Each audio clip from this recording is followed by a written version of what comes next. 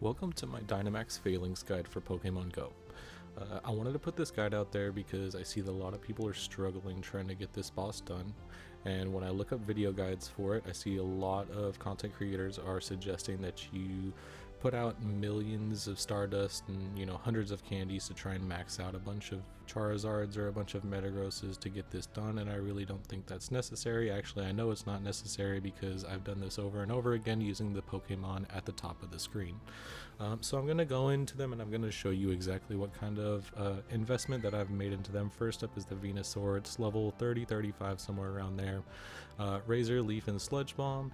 Max Overgrowth level 1 and nothing else. Not a whole lot of investment there. Next we're going to go into the Metagross. Same level 30, 35, somewhere around there. Zen, Headbutt, and Psychic. I did give it Max Mindstorm level 2, however we don't wind up using that at all. We run with the Charizard, who is the star of the show. He's level 40. I did use an Elite TM to give it Wing Attack, and I run Dragon Claw. It has level 2 Max Airstream, level 2 Max Guard, and level 1 Max Spirit. However, we don't wind up using the Max Spirit at all. It is something that I was just kind of messing around with and testing, and I never really found a place for it. It hasn't really gotten a positive impact in my battles, so I just kind of ignore it for now.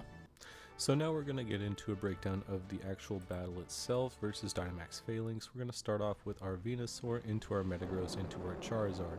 Now right off the bat, you're going to notice me doing something, or rather not doing something, and that is I'm not going to dump the charge attacks right when I get them.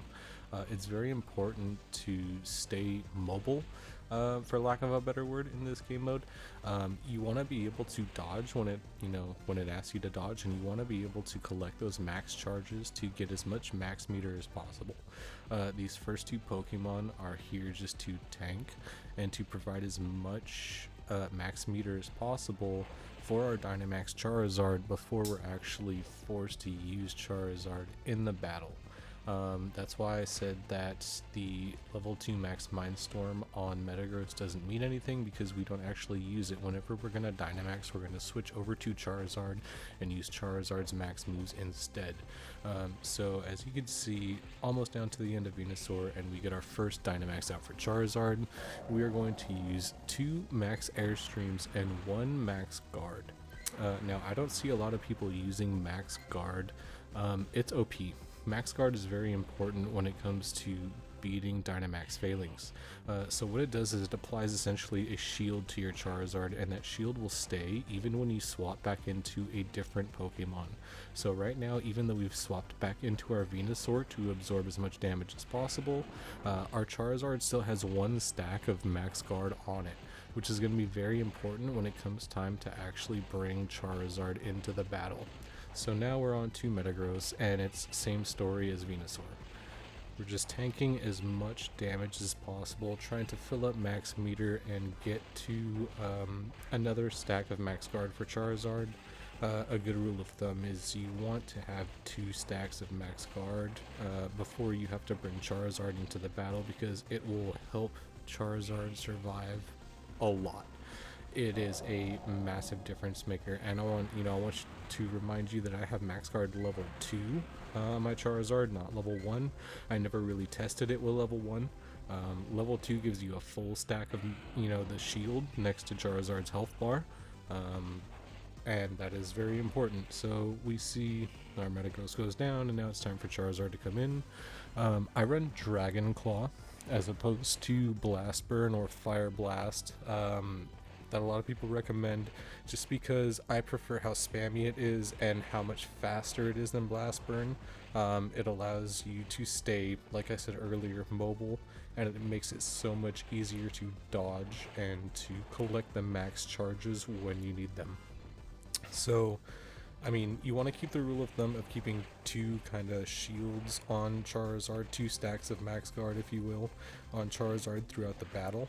So every time we Dynamax, we're going to throw 2 Max Airstreams and then another Max Guard, just to kind of keep that shield up and make sure that Falinks doesn't really tear through our health. You're going to see at the end of the battle. Oh, I actually went with 3 max airstrikes there, my bad. That's why at the end of the battle our health gets a little low, and you're gonna see that. You could also run another, max guard and have that extra protection, have that extra safety, but I didn't feel like I needed it in this battle. So, we're just going to keep whittling down, and we're treating Dragon Claw the same as the other charge moves with Venusaur and Metagross, where you kind of want to save it until after you dodge. You, even though it is spammy, even though it is quick, you just kind of want to play it safe, and you want to spam your fast move as much as possible until you can get that max bar all the way up, until you can get the Dynamax and get the max moves out. And you want to save your charge moves until after you dodge, just to make sure that you don't actually accidentally lock yourself into, a charge move from Dynamax Falinks. So that's the end of this battle. You can see went pretty well. And now I want to throw a couple more examples in here. There's going to be 4 more examples of battles. These are all sped up to ×4, so that way it doesn't take too long. I just want to take a minute to talk about the difference that is coming to Pokemon Go, and the difference between these battles and what we've seen in the future, and why I believe these battles are so hard for people to wrap their head around and so hard for people to get past. Ever since raid battles have been introduced into Pokemon Go, it's all been about offense. Dodging really hasn't had much of an impact, and there's really no other defensive mechanics in raid battles. In PvP, we do have shields. However, for most people, those are just there. It isn't until you get into the upper echelons of PvP and, high tier PvP rankings that you see shields actually have a little bit of strategy to them. But for most people, they're just there, and for most people, it's solely been a focus on offense, especially in raid battles. It's, do you have, the 6 level 50 maxed out, perfect moveset counters that you need in order to solo this boss down? If you don't, then it doesn't matter, it's just keep tapping, keep tapping, keep tapping, and if you have the damage, then you'll win, and if you don't, then you lose. And that's why you see a lot of people, when they start failing these battles, their Pokemon die, their immediate reaction is, oh, I need to power them up more, I need to give them more HP so that way they'll last longer.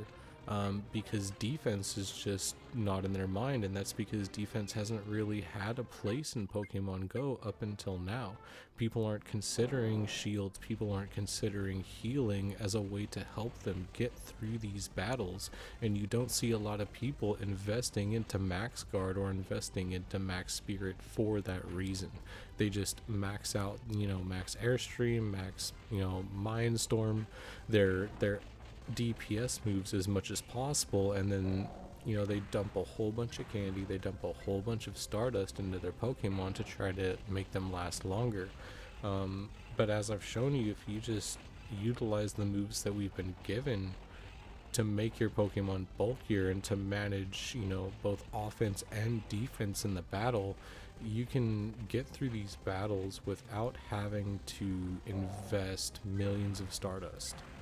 So that's the end of my analysis, that's the end of the guide. The video is going to play out with a few more examples, sped up, so that way you can see that this strategy really does work, and you can see how many times I've won with it. I hope that this helped you out. I hope that you saw this video before you saw all those other videos that tell you need, 3 level 50 Charizards in order to beat Falinks. Good luck on your shiny. I'm going to wish you all the best. Have a good one.